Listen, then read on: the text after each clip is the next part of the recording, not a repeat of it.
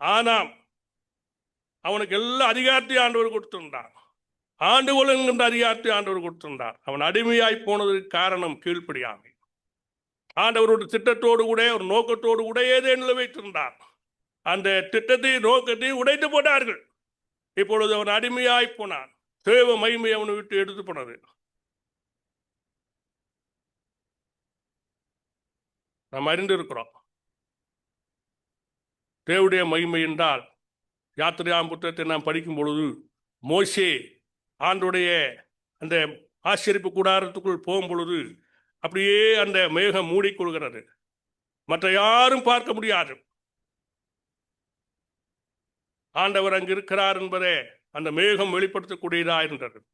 என்னை மறைத்து ஆண்டவர் நம்மை மூடி தம்முடைய நீதியின் வஸ்திரத்தை என கொடுத்து ரட்சிப்பின் சால்வையை நம்ம கொடுத்து ஆயத்தம் என்கிற